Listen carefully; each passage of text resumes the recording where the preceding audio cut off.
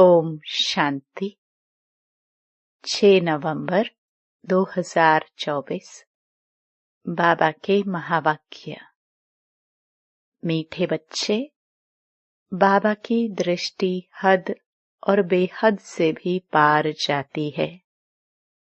तुम्हें भी हद सतयुग, बेहद कलयुग से पार जाना है।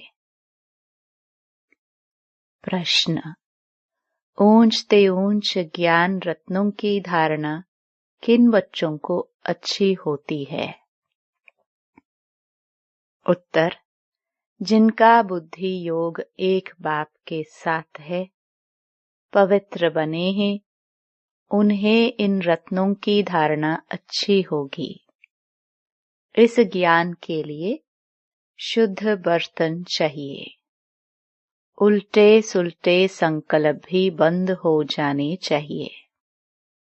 बाप के साथ योग लगाते लगाते बर्तन सोना बने, तब रतन ठहर सके। ओम शांति। मीठे मीठे रूहानी बच्चों को रूहानी बाप बैठ रोज रोज समझाते हैं। यह तो समझाया है बच्चों को ज्ञान, भक्ति और वैराग्य का यह सृष्टि चक्र बना हुआ है। बुद्धि में यह ज्ञान रहना चाहिए। तुम बच्चों को हद और बेहद से पार जाना है। बाप तो हद और बेहद से पार है। उनका भी अर्थ समझना चाहिए ना। रूहानी बाप बैठ समझाते हैं। यह भी टॉपिक समझानी है कि ज्ञान, भक्ति पीछे है वैराग्य। ज्ञान को कहा जाता है दिन, जबकि नई दुनिया है, उसमें यह भक्ति अज्ञान है नहीं। वह है हद की दुनिया, क्योंकि वहाँ बहुत थोड़े होते हैं। फिर आहिस्ते आहिस्ते वृद्धि होती है। आधा समय बाद भक्ति शुरू होती है। वहाँ संन्यास धर्म होता ही नहीं। संन्यास व त्याग होता नहीं। फिर बाद में सृष्टि की वृद्धि होती है। ऊपर से आत्माएं आती जाती हैं। यहाँ वृद्धि होती रहती है। हद से शुरू होती है, बेहद में जाती है। बाप की तो हद और बेहद से पार दृष्टि जाती है। जानते हैं हद में कितने थोड़े बच्चे होते हैं। फिर रावण राज्य में कितनी वृद्धि हो जाती है। अब तुमको हद और बेहद से भी पार जाना है। सतयुग में कितनी छोटी दुनिया है। वहाँ संन्यास व वैराग्य आदि होता नहीं। बाद में द्वापर से लेकर फिर और धर्म शुरू होते हैं। संन्यास धर्म भी होता है, जो घर बार का संन्यास करते हैं। सबको जानना तो चाहिए ना। उनको कहा जाता है हठ योग और हद का संन्यास। सिर्फ घर बार छोड़ जंगल में जाते हैं। द्वापर से भक्ति शुरू होती है। ज्ञान तो होता ही नहीं। ज्ञान माना सतयुग त्रेता सुख। भक्ति माना अज्ञान और दुख। यह अच्छी रीति समझाना होता है। फिर दुख और सुख से पार जाना है। हद बेहद से पार। मनुष्य जांच करते हैं ना, कहाँ तक समुद्र है, आसमान है। बहुत कोशिश करते हैं, परंतु अंत पा नहीं सकते हैं। एरोप्लेन में जाते हैं, उसमें भी इतना तेल चाहिए ना, जो फिर वापस भी लौट सके। बहुत दूर तक जाते हैं, परंतु बेहद में जा नहीं सकते। हद तक ही जाएंगे। तुम तो हद बेहद से पार जाते हो। अभी तुम समझ सकते हो, पहले नई दुनिया में हद है, बहुत थोड़े मनुष्य होते हैं, उसको सतयुग कहा जाता है। तुम बच्चों को रचना के आदि मध्य अंत की नॉलेज होनी चाहिए ना। यह नॉलेज और कोई में है नहीं। तुमको समझाने वाला बाप है, जो बाप हद और बेहद से पार है, और कोई समझा न सके। रचना के आदि मध्य अंत का राज समझाते हैं, फिर कहते इससे पार जाओ। वहां तो कुछ भी रहता नहीं, कितना भी दूर जाते हैं, आसमान ही आसमान है। इनको कहा जाता है हद बेहद से पार, कोई अंत नहीं पा सकते। कहेंगे बेअंत। बेअंत कहना तो सहज है, परंतु अंत का अर्थ समझना चाहिए। अभी तुमको बाप समझ देते हैं। बाप कहते हैं, मैं हद को भी जानता हूँ, बेहद को भी जानता हूँ। फलाने फलाने धर्म फलाने फलाने समय स्थापन हुए हैं। दृष्टि जाती है सत्युग की हद तरफ, फिर कलयुग के बेहद तरफ, फिर हम पार चले जाएंगे जहाँ कुछ नहीं। सूर्य चांद के भी ऊपर हम जाते हैं, जहाँ हमारा शांति धाम स्वीट होम है। यू सत्युग भी स्वीट होम है, वहाँ शांति भी है, तो राज्य भाग्य सुख भी है, दोनों ही हैं। घर जाएंगे तो वहाँ सिर्फ शांति होगी, सुख का नाम नहीं लेंगे। अब तुम शांति भी स्थापन कर रहे हो और सुख शांति भी स्थापन कर रहे हो।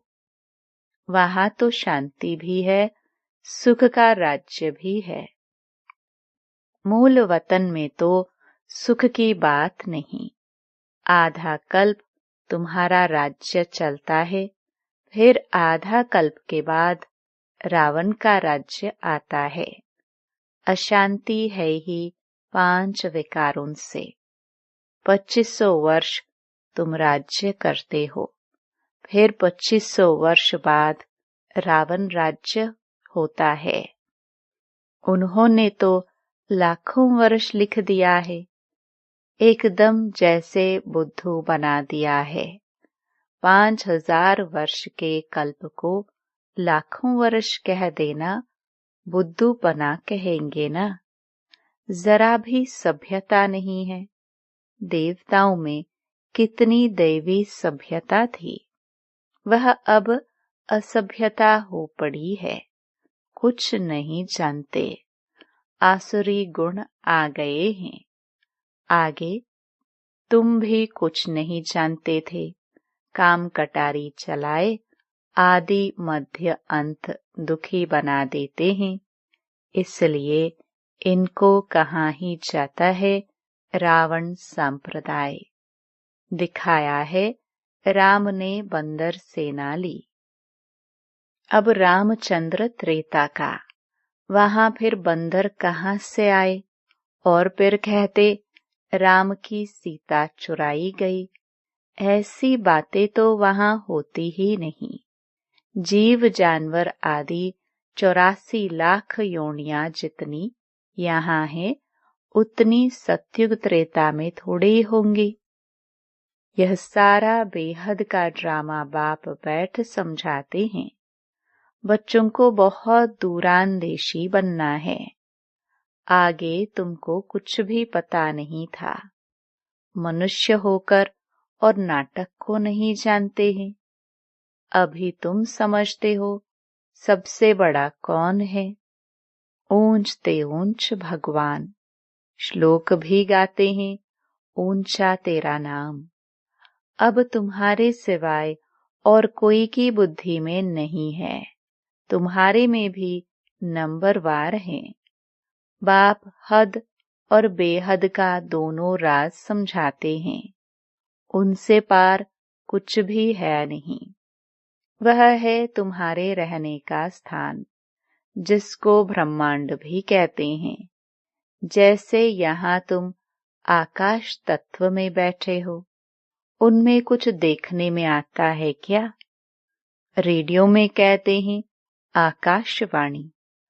अब यह आकाश तो बेअंत है, अंत पा नहीं सकते, तो आकाशवाणी कहने से मनुष्य क्या समझेंगे?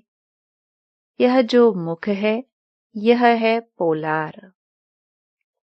मुख से वाणी, आवाज निकलती है, यह तो कॉमन बात है। मुख से आवाज निकलना, जिसको आकाशवाणी कहा जाता है। बाप को भी आकाश द्वारा वाणी चलानी पड़े। तुम बच्चों को अपना भी राज सारा बताया है। तुमको निश्चय होता है बहुत सहज। जैसे हम आत्मा हैं, वैसे बाप भी परम आत्मा है। ऊंच ते ऊंच आत्मा है ना। सबको अपना अपना पाठ मिला हुआ है। सबसे ऊंच ते ऊंच भगवान, फिर प्रवृत्ति मार्ग का युगल मेरू। फिर नंबरवार माला देखो कितनी थोड़ी है, फिर सृष्टि बढ़ते बढ़ते कितनी बड़ी हो जाती है। कितने करोड़ दानों अर्थात आत्माओं की माला है। यह सब है पढ़ाई। बाप जो समझाते हैं, उनको अच्छी रीति बुद्धि में धारण करो। झाड़ की डिटेल तो तुम सुनते रहते हो। बीज ऊपर में है। यह वैरायटी झाड़ है। इनकी आयु कितनी है? झाड़ वृद्धि को पाता रहता है, तो सारा दिन बुद्धि में यही रहे। इस सृष्टि रूपी कल्प वृक्ष की आयु बिल्कुल एक्यूरेट है। 5000 वर्ष से 1 सेकंड का भी फर्क नहीं हो सकता। तुम बच्चों की बुद्धि में अब कितनी नॉलेज है, जो अच्छे मजबूत हैं। मजबूत तब होंगे जब पवित्र हो। इस नॉलेज की धारणा करने के लिए सोने का बर्तन चाहिए। फिर ऐसा सहज हो जाएगा जैसे बाबा के लिए सहज है। फिर तुमको भी कहेंगे मास्टर नॉलेजफुल। फिर नंबरवार पुरुषार्थ अनुसार माला का दाना बन जाएंगे। ऐसी ऐसी बातें बाबा बिगर कोई समझा ना सके। यह आत्मा भी समझा रही है। बाप भी इस तन द्वारा ही समझाते हैं, न कि देवताओं के शरीर से। बाप एक ही बार आकर गुरु बनते हैं, फिर भी बाबा को ही पाठ बजाना है। 5000 वर्ष बाद आकर पाठ बजाएंगे। बाप समझाते हैं ऊंच ते ऊंच मैं हूँ। फिर है मेरू, जो आदि में महाराजा महारानी है। वह फिर जाकर अंत में आदिदेव आदिदेवी बनेंगे। ये सारा ज्ञान तुम्हारी बुद्धि में है। तुम कहाँ भी समझाओ तो वंडर खाएंगे। यह तो ठीक बताते हैं। मनुष्य सृष्टि का बीज रूप ही नॉलेजफुल है। उनके बिगर और कोई नॉलेज दे नहीं सकते। ये सब बातें धारण करनी है, परंतु बच्चों को धारणा होती नहीं है। है बहुत सिंपल, कोई मुश्किलात नहीं है। एक तो याद की यात्रा चाहिए इसमें, जो फिर पवित्र बर्तन में रतन ठहरे। यह ऊंच ते ऊंच रत्न है। बाबा तो जवहरी था। बहुत अच्छा हीरा माणिक आदि आता था, तो चांदी की डिब्बी में कपूस आदि में अच्छी रीति रखते थे। जो कोई भी देखे तो कहेंगे यह तो बड़ी फर्स्ट क्लास चीज है। यह भी ऐसे है। अच्छी चीज अच्छे बर्तन में शोभती है। तुम्हारे कान सुनते हैं, उनमें धारणा होती है। पवित्र होगा, बुद्धि योग बाप से होगा तो धारणा अच्छी होगी, नहीं तो सब निकल जाएगा। आत्मा भी है कितनी छोटी, उनमें कितना ज्ञान भरा हुआ है। कितना अच्छा शुद्ध बर्तन चाहिए। कोई संकल्प भी ना उठे। उल्टे सुल्टे संकल्प सब बंद हो जाने चाहिए। सब तरफ से बुद्धि योग हटाना है। मेरे साथ योग लगाते लगाते बर्तन सोना बना दो, जो रतन ठहर सके। फिर दूसरों को दान करते रहेंगे। भारत को महादानी माना जाता है। वह धन दान तो बहुत करते हैं, परंतु यह है अविनाशी ज्ञान रत्नों का दान। देह सहित जो कुछ है वह सब छोड़कर एक के साथ बुद्धि का योग रहे। हम तो बाप के हैं, इसमें ही मेहनत लगती है। एम ऑब्जेक्ट तो बाप बता देते हैं। पुरुषार्थ करना बच्चों का काम है। अब ही इतना ऊंच पद पा सकेंगे। कोई भी उल्टा सुल्टा संकल्प व विकल्प न आए। बाप ही नॉलेज का सागर हद बेहद से पार है। सब बैठ समझाते हैं, तुम समझते हो। बाबा हमको देखते हैं, परंतु हम तो हद बेहद से पार ऊपर चला जाता हूँ। मैं रहने वाला भी वहाँ का हूँ। तुम भी हद बेहद से पार चले जाओ। संकल्प विकल्प कुछ भी ना आए, इसमें मेहनत चाहिए। गृहस्थ व्यवहार में रहते कमल फूल समान बनना है। हथ कारडे दिल यारडे। गृहस्थी तो बहुत हैं। गृहस्थी जितना उठाते हैं उतना घर में रहने वाले बच्चे नहीं। सेंटर चलाने वाले, मुरली चलाने वाले भी नापास हो जाते हैं और पढ़ने वाले ऊंच चले जाते हैं। आगे तुमको सब मालूम पड़ता जाएगा। बाबा बिल्कुल ठीक बताते हैं। हमको जो पढ़ाते थे उनको माया खा गई। महारथी को माया एकदम हप कर गई है नहीं। मायावी ट्रेटर बन जाते हैं। विलायत में भी ट्रेटर बन पड़ते हैं ना। कहाँ कहाँ जाकर शरण लेते हैं। जो पावरफुल होते हैं उस तरफ चले जाते हैं। इस समय तो मौत सामने है ना, तो बहुत ताकत वाले पास जाएंगे। अभी तुम समझते हो बाप ही पावरफुल है। बाप है सर्वशक्तिमान। हमको सिखलाते सिखलाते सारे विश्व का मालिक बना देते हैं। वहाँ सब कुछ मिल जाता है। कोई अप्राप्त वस्तु नहीं होती जिसकी प्राप्ति के लिए हम पुरुषार्थ करें। वहाँ कोई ऐसी चीज होती नहीं जो तुम्हारे पास न हो। सो भी नंबरवार पुरुषार्थ अनुसार पद पाते हैं। बाप बिगर ऐसी बातें कोई नहीं जानते। सब हैं पुजारी।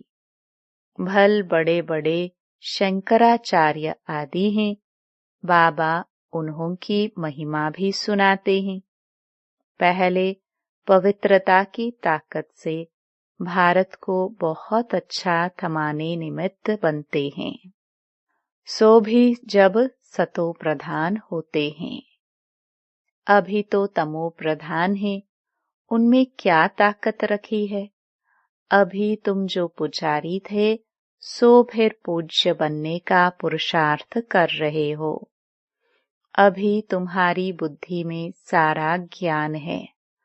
बुद्धि में धारणा रहे और तुम समझाते रहो। बाप को भी याद करो। बाप ही सारे झाड़ का राज समझाते हैं। बच्चों को मीठा भी ऐसा बनने का है। युद्ध है ना, माया के तूफान भी बहुत आते हैं, सब सहन करना पड़ता है। बाप की याद में रहने से तूफान सब चले जाएंगे। हातम ताई का खेल बताते हैं ना, मुलहरा डालते थे, माया चली जाती थी। मुलहरा निकालने से ही माया आ जाती थी। छुई मुई होती है ना, हाथ लगाओ तो मुरझा जाते हैं। माया बड़ी तीखी है। इतना ऊंच पढ़ाई पढ़ते पढ़ते बैठे बैठे गिरा देती हैं। इसलिए बाप समझाते रहते हैं, अपने को भाई भाई समझो तो फिर हद बेहद से पार चले जाएंगे। शरीर ही नहीं तो फिर दृष्टि कहाँ जाएगी। इतनी मेहनत करनी है, सुनकर फा नहीं हो जाना है। कल्प कल्प तुम्हारा पुरुषार्थ चलता है और तुम अपना भाग्य पाते हो। बाप कहते हैं, पढ़ा हुआ सब भूलो, बाकी जो कभी नहीं पढ़े हो वह सुनो और याद करो। उनको कहा जाता है भक्ति मार्ग। तुम राज ऋषि हो ना, जटाएं खुली हो और मुरली चलाओ। साधु संत आदि जो सुनाते हैं वह सब हैं मनुष्यों की मुरली। यह है बेहद के बाप की मुरली। सतयुग त्रेता में तो ज्ञान के मुरली की दरकार ही नहीं। वहां न ज्ञान की न भक्ति की दरकार है।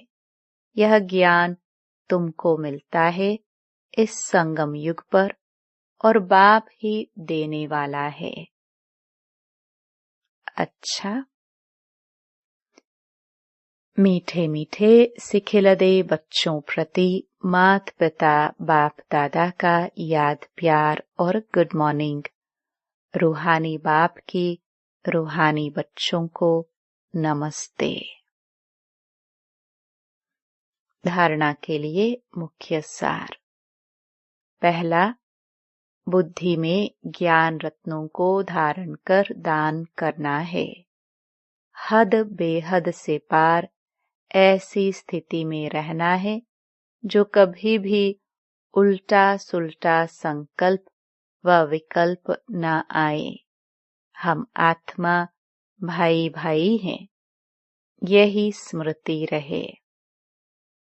दूसरा, माया के तूफानों से बचने के लिए मुख में बाप की याद का मुलहरा डाल लेना है। सब कुछ सहन करना है, छुई मुई नहीं बनना है। माया से हार नहीं खानी है। वरदान। सदा एक के स्नेह में समाये हुए, एक बाप को सहारा बनाने वाले सर्व आकर्षण मुक्त भव। जो बच्चे एक बाप के स्नेह में समाये हुए हैं, वे सर्व प्राप्तियों से संपन्न और संतुष्ट रहते हैं। उन्हें किसी भी प्रकार का सहारा आकर्षित नहीं कर सकता। उन्हें सहज ही एक बाप दूसरा न कोई, यह अनुभूति होती है।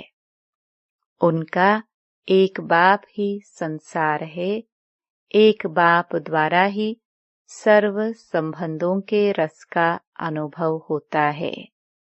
उनके लिए सर्व प्राप्तियों का आधार एक बाप है, न कि वैभव व साधन, इसलिए वे सहज आकर्षण मुक्त हो जाते हैं। स्लोगन: प्रकृति को पावन बनाना है तो संपूर्ण लगाव मुक्त बनो। ओम शांति।